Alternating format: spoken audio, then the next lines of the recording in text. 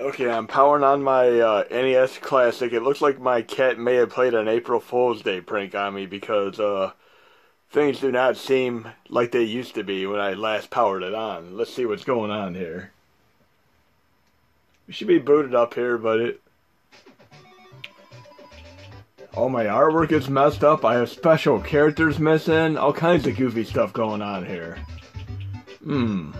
Let's load RetroArch and see what happens. I'll try to do my normal dummy folder stuff and see what happens. Load core. We'll load a Nintendo game. Okay, NES Hakchi2 dummy folder. See if my folders are all intact here. We'll load a great, very obscure shmup for NES, Zombie Nation. I think he messed my RetroArch options up here.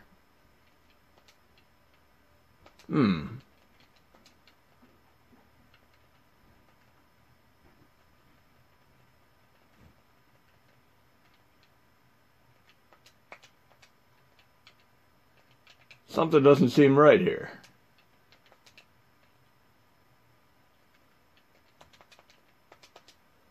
What's going on here? Just go with it. I think it's a prank here.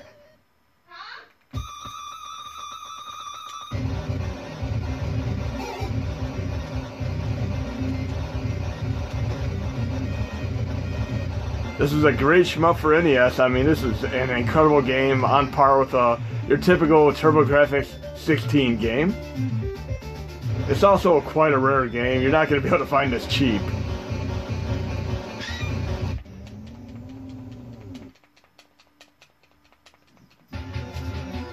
And my game's over just like that. We're going to try something else here. We'll try the TurboGrafx-CD core.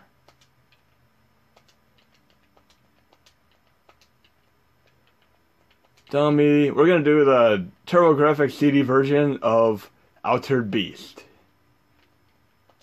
which is called Juiki. I think that's how it's pronounced.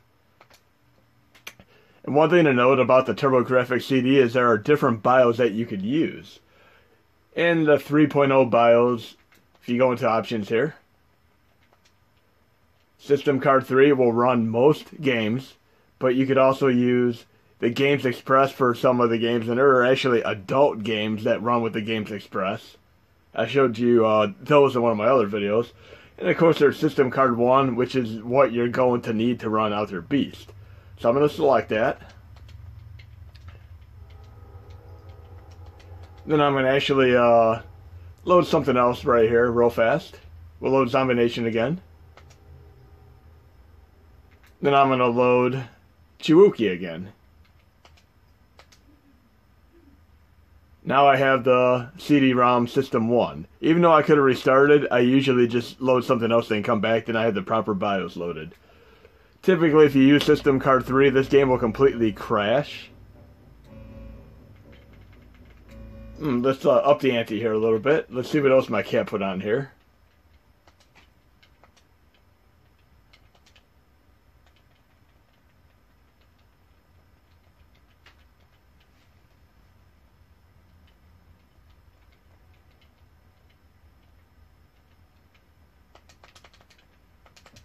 Okay, that works for me. Rise from your grave.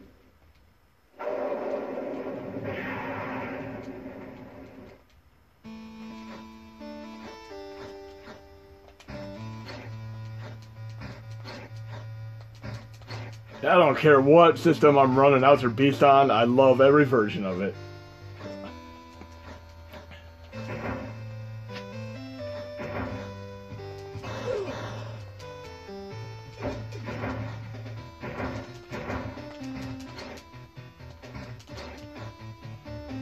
I don't know what my cat did, but I'm loving this Canoe border on my NES Classic.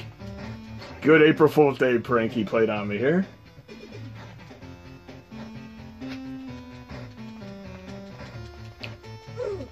We're going to get into something else interesting in a moment here as well.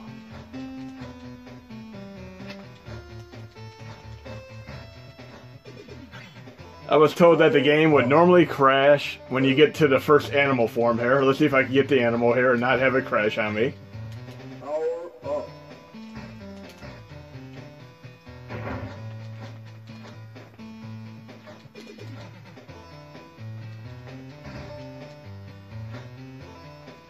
I need another blue little monster here for the crystals. Nothing like getting hit right when you're trying to get your crystal to turn into the last animal form, because you'll have to repeat the entire level over again.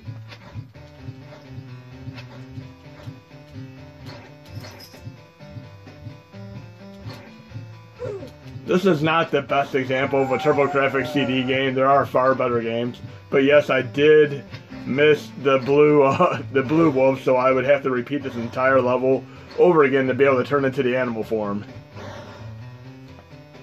Luckily, the levels are very short. How many of you out there have not played this game? I wonder what the generation gap really is, because, I mean, anybody who played games in the 80s and 90s has played Out Their Beast.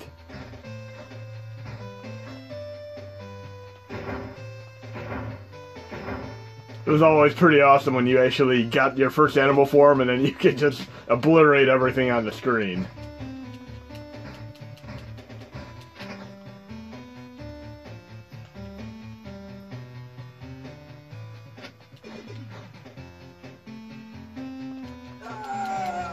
And I'm sucking right now. But with the system card 1, I bypassed the choke point. I mean, everything's run fine here. And here's my animal form.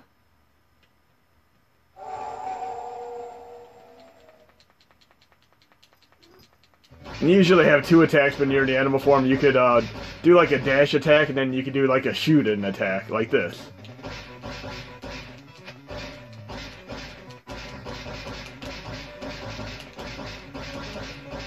So it's a lot easier now.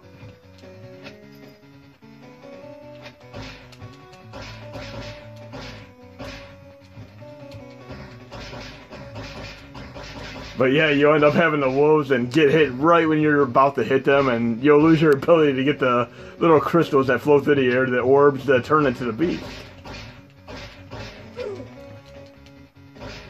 As far as April Fool's Day pranks are concerned, you might want to go into the Mega link in my core set, and you may or may not find this ability to do the custom Canoe borders with your NES Classic. I could be pranking you right now. My cat could be pranking me. This could all be an April Fool's Day prank. Let's take care of this boss and move to one more game.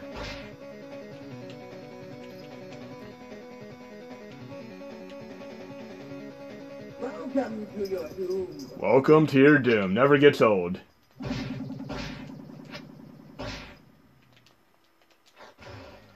I need Turbo Fire here. Let's see what happens when I go up close with Turbo Fire here. I lose anyway. Here we're going to try a different game here.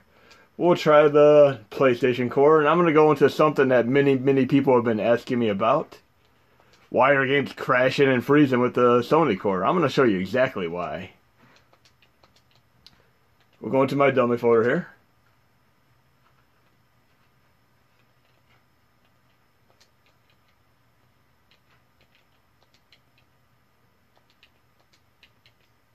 And we'll load Star Wars Jedi Power Battles. It'd help if I actually load the game, though. I loaded artwork instead. There's my April Fool's Day here. Same thing.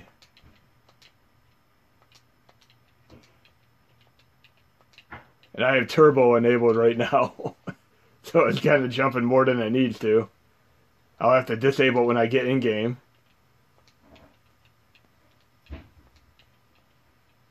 Okay, I'm going to load the e-boot here, and the nice thing is in the menu here, you can actually see the artwork and know what game you're loading, even if you just have an e-boot like I do.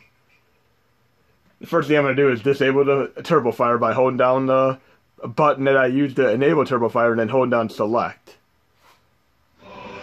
This game here is absolutely notorious for crashing. Just watch what happens. And I'm going to show you why these PlayStation 1 games are crashing.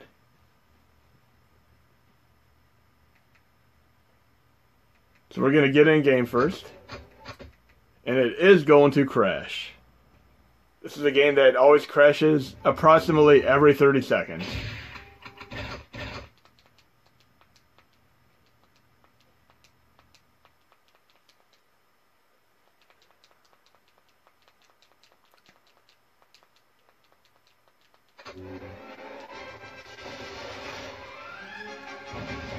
And the same thing happens on Nintendo 64, except there's a workaround for it. Typically on Nintendo 64, you could go into your video settings, and you could force disable sRGB off. Wait a few seconds and, toggle it basically. I have it permanently enabled to on because more games run better that way. But if you end up having a freeze point, like you've seen in my other videos, you can just toggle it and wait, and then the game should even out for the most part on games that will actually work, such as Star Fox 64, Mario Kart 64, etc. Generally a bunch of the first party games, but in this case, it doesn't really help much on PlayStation 1. I'm going to show you why right here when it crashes. It'll slow down and just crash on me, just watch. I'll have like 30 seconds of good action before it crashes. Everything seems to be going nice and smooth, like, oh yeah, this game's working. There we go, it crashed. I'm going to show you why it's crashing now. I'm going to load back into that same game. And this affects quite a few PlayStation 1 games. And there are a few ways to get around it. So I'm going to load the exact same game. One, you could have it on the main user interface and just do a suspend state every time before it's about to crash. Or you could do what I'm about to do. I'm going to load the same game.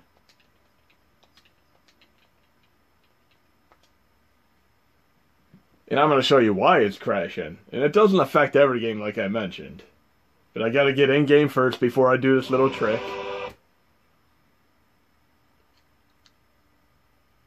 And I may have to actually do a performance tweak just for this, so people will have an option when necessary.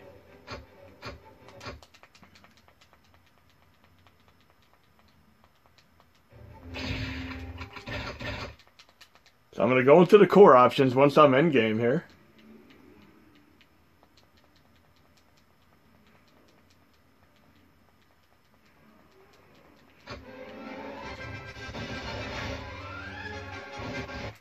And I'm going to go to core options.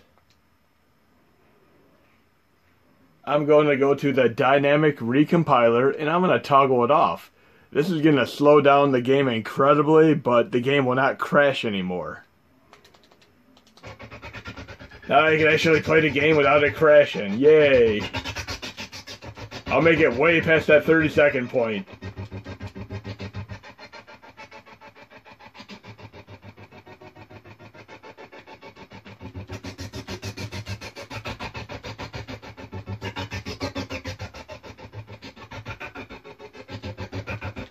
One of my friends was actually trying to get me to have this, get him running this game for the NES SNES Classic a few months ago, and the crashing was quite annoying.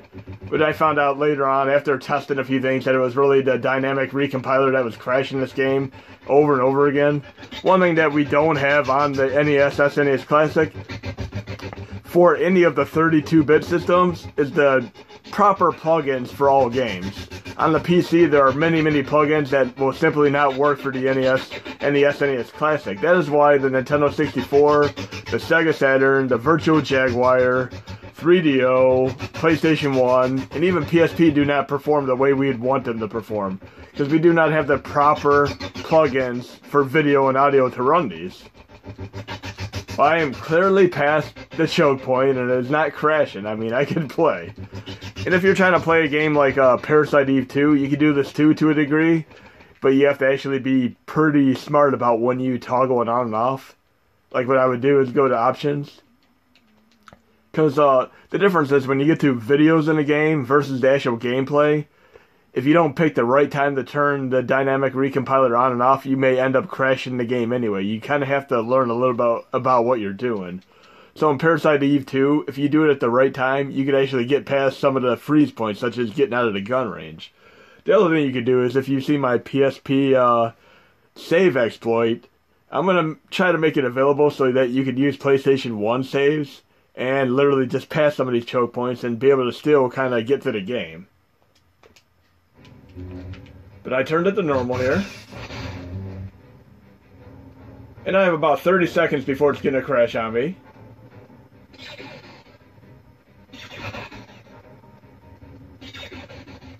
Now if I was playing Nintendo 64 and it started slowing down, what I would do is just go into here again, and this is what you do for Nintendo 64. I would toggle this, and usually I'll just toggle it right back on, and that'll actually help you get past the choke point. So I'm going to try a little experiment here. Let's see what happens if I get to the point where it's about to crash and I can stop it in time. It may or may not work. I'm going to do a little test here. I go into the RetroArch options right when it's about to crash, and it may not work. I'm going to try to go into the options, and I'm going to turn dynamic recompiler off, and let's see if I could save the day with it turning this off right here. It's probably still going to crash on me anyway. I think I'm screwed. So, like I said, it doesn't work as much for the PlayStation 1. See, instead it ended up crashing the game. So you can do it for Nintendo 64, but for PlayStation 1, for the games like especially Jedi Power Battles, you're going to want to leave the dynamic recompiler off and just kind of get through it. I'm going to try to do a performance upgrade to try to make it run better, but as far as this artwork here that is missing, I'm going to show you this real quick. This is because I have USR share games. This is from my previous NES Classic collection. But all the games that are currently on the SNES Classic using Hakchi2 CE, they use VAR games. So I could load this like this, and it loads fine. There is a way you could convert them all to the proper command lines, though. And I'm going to show you that real fast before I shut the video down.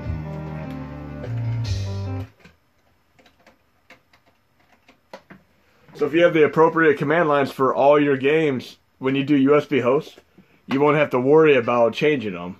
So I'm looking right here, the Sega CD for NBA Jam.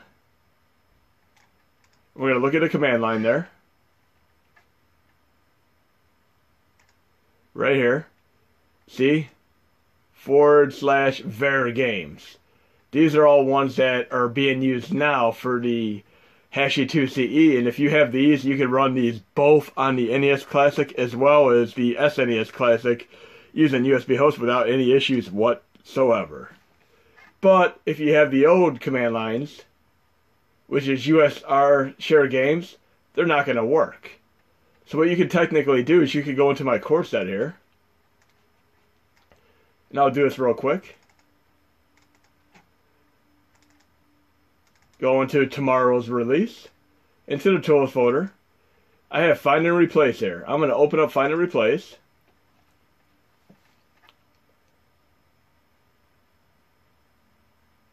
We'll open it up real quick.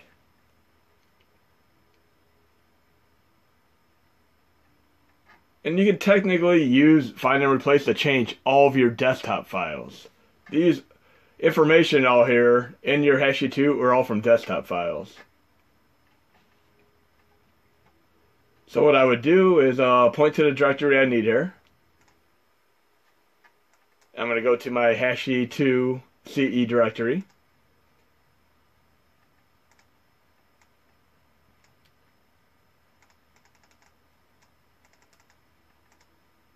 Then I'll go into my games SNES folder. Click OK. Then what I'm going to do is take this USR share games. Well, I'm going to have to actually type it out because you can't copy and paste it. So it'd be / USR share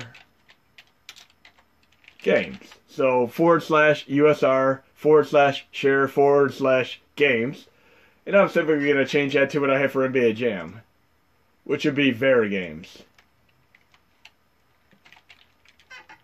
VAR / games. So I have that all right. USR share games to var games. Then I'm going to replace them all. And it's going to go through my entire games folder and replace them all to var games. And then when I actually use these on USB host, they all have the appropriate command lines. So we're going to look right here at Mortal Kombat I have right here, which is USR share games. Notice I have over 51,000 things to process there, but it goes pretty quick. But when you're done, you're going to want to completely close Hakchi and reopen it. And then you could literally I could take this Mortal Kombat for Sega CD, show them Windows Explorer, do the CLV folder, copy this entire folder, and it doesn't matter if I'm doing USB host for the NES Classic or the NES Classic, it'll work on both as long as it has that var games command line right here. You have to have this var games if you want to run on both the NES Classic without issue. Otherwise, you're going to get that broken art and potentially have a game crash back to the main menu. So I'm using the exact same flash drive for my NES Classic as well as my SNES Classic. The only thing that is an incorrect issue right now is this var games. Then my missing characters that I mentioned, if you're on the NES Classic, all you have to do is install this Dan the Man font remount from 1.10.18, and that'll take care of the NES Classic font issues. And in the next Hakchi2 CE update, there'll be a change.